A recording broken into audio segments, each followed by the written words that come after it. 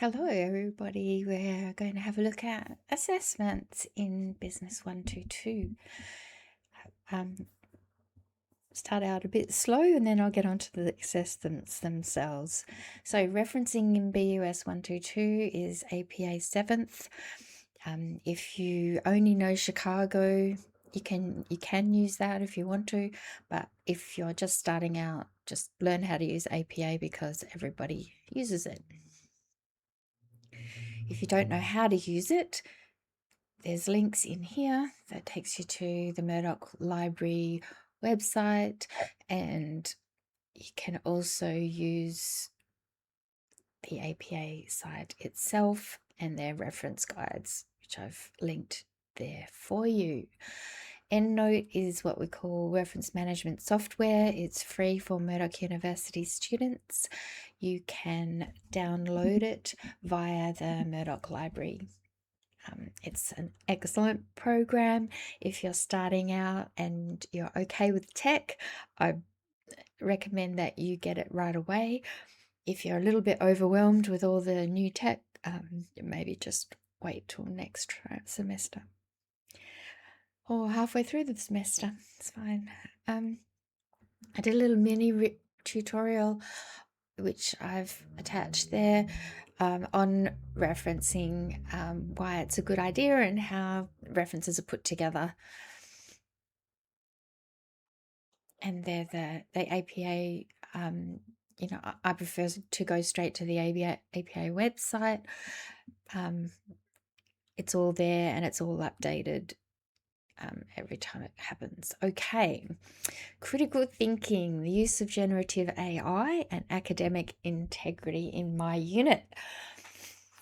Listen to Louisa tell you why we need to practice thinking critically. This is something we are going to do every single week in this unit, and that's what I want you to do for your journals as well.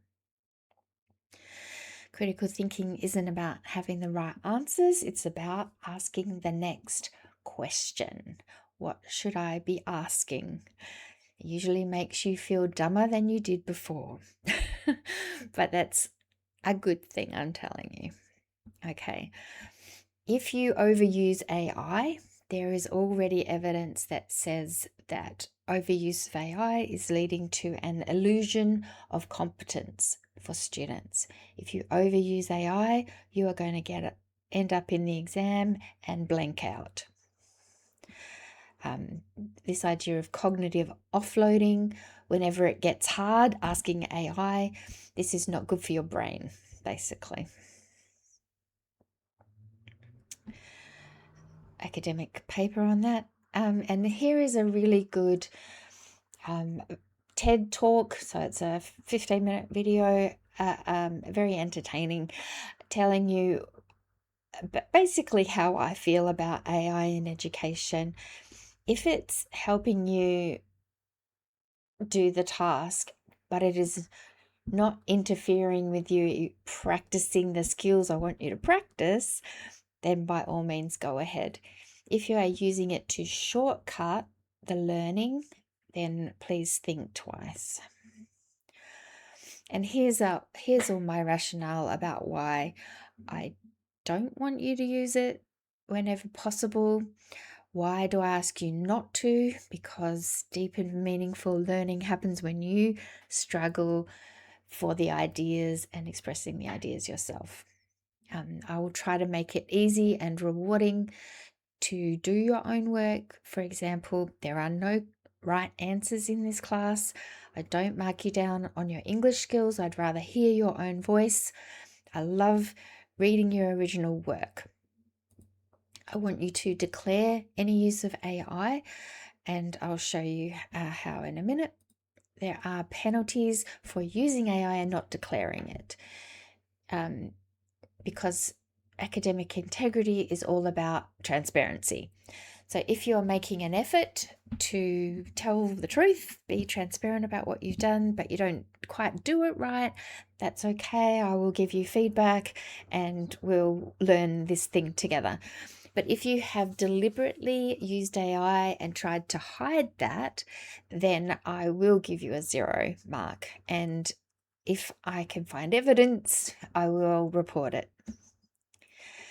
Remember that AI is not a credible source. There's information on the APA website about how to cite and when to cite and what's oversighting and what's underciting. Here's a checklist for you if you're not sure. And there's just a few notes about whether AI is sustainable, whether it's just, and whether it's safe, quite apart from the credibility. So because this unit is about sustainability, I thought those things were relevant. But what it comes down to is use your own judgment about using AI in Business 122. I prefer that you don't, because you will learn more and my job will be much more fun, especially the marking. I do not give marks for work that AI has done for you. So if you use AI to complete parts of the assignment that are the learning purpose of doing the assignment in the first place, then you won't be able to get full marks. Always declare and reference AI use. And if you do that, then you're being transparent about the authorship of your work, and then you will always maintain academic integrity. So you can never be accused of misconduct. And that is a good thing. So do this through the use of the authorship declaration with every single journal submission that you make. Now, here are some helpful assessment resources. How to develop an argument. Persuasive writing, the Logos, Ethos, Pathos persuasive triplet. How to make a video in PowerPoint. A generic business report structure. What do you put in a report? Evaluating a source. Word formatting tips that I learned when I was doing my PhD. A proofreading checklist if you're a perfectionist. The Murdoch Library runs workshops for all sorts of fantastic workshops that they do. They're brilliant. And the Manchester Academic Phrase Bank, which helps you with synonyms and like just basically the perfect word. Okay, assignment 1, the journal. This is your main focus. So each week there's a journal activity. It goes up to week 10. So there's 10 possible activities. We don't do 11 and 12 because you always have final assignments due in other units for that. You'll find the instructions under the workshop, not in this assessment session. All of the submission points are here, but the instructions are in the workshop because there's usually related resources and everything that are in there. Okay, you have a chance to stuff up a couple of times or miss one if you have to move house or you get sick or something like that, because I only count your best 7 submissions. Some people find their marks improve as they go on, as they learn new skills, get better at critical thinking, get braver at expressing. So if you get a 0 for misconduct, it's not the end of the world. Or if you get a 5 out of 10 because you didn't quite understand what was needed, or you used AI more than you should have, then it's all good because you've got plenty of chances to get your mark up. You do want to get a good mark overall for the journal because the exam is much harder to score well on. The due date of each journal is Friday midnight, not the week that we have the class, but the week after. So you've got, I think we've got a Monday class, so you've got nearly 9, 10, 11 days or something to get it done. It's not a bad idea to get it done before your next class anyway, so that you're just thinking about it. extensions, I'd much rather you ask for an extension than that you resort to AI. You can ask for an extension for 2 days and it will automatically approve. This is absolutely fine. If you need more than 2 days, like you have to go to hospital, then just get in touch with me. And there's instructions there how to request an assignment, but it's in your submission thing.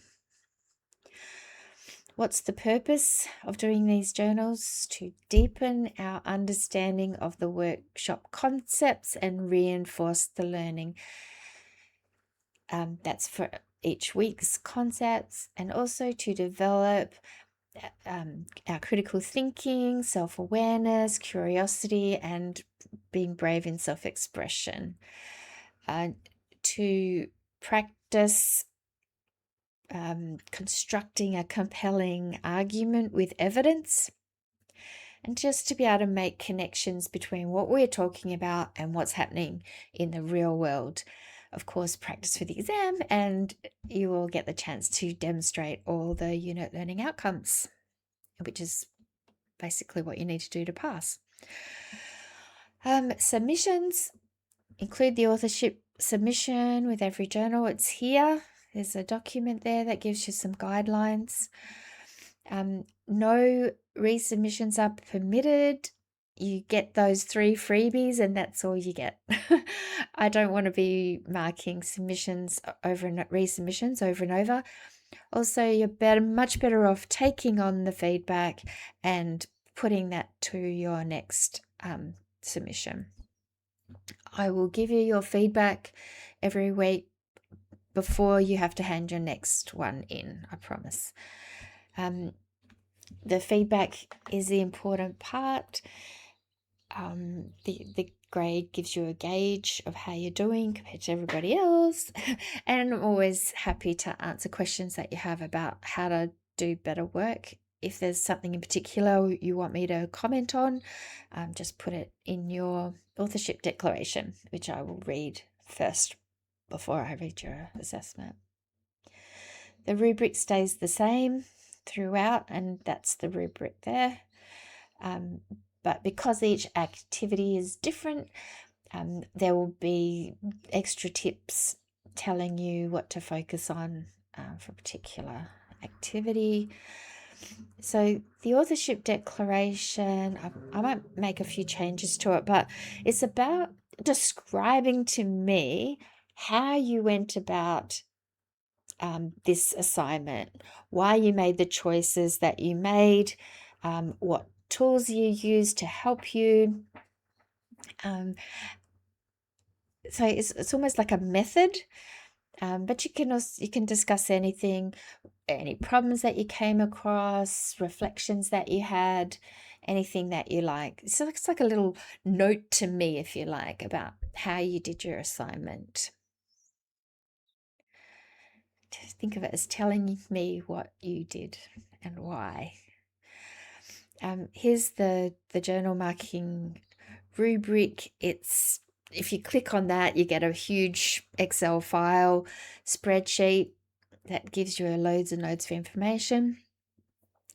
But like for each criteria, what the levels are, but these are the criteria. So it's broken into 2 sections: critical thinking and communication.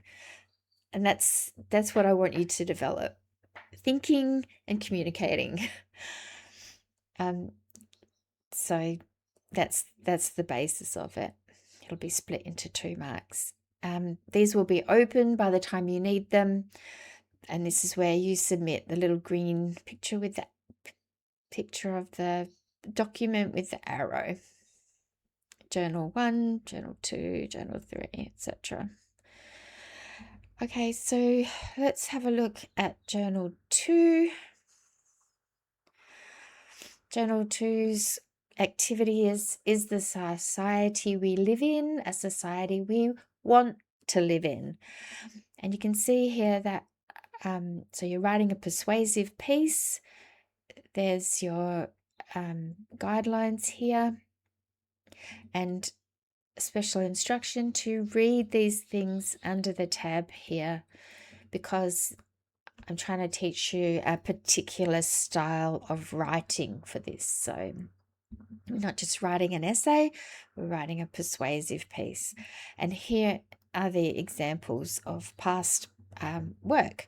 So this is a written piece of written work. The journal 1 is a video. Journal 10 is a photo journal. So I try to make them different every week because it's less boring for all of us. That's the general idea. And the last thing I want to talk about on this video is the exam. It is not time to worry about the exam yet, and we'll talk more about it later. But the main thing to know, it is a closed book 2-hour exam. It will be held during exam week, and the best way to do well in the exam is to do your journals without the use of AI and to pay attention to my feedback. The other important thing, watch my videos, come to class, read the resources, and do practice questions each week. Here's the rubric for the exam. Here's some practice exam questions. And if you want to, you can submit answers and I'll give you feedback. In 2 semesters, nobody's ever done that. So, and here's a practice exam that will become unhidden when it's time. And that's it for assessments.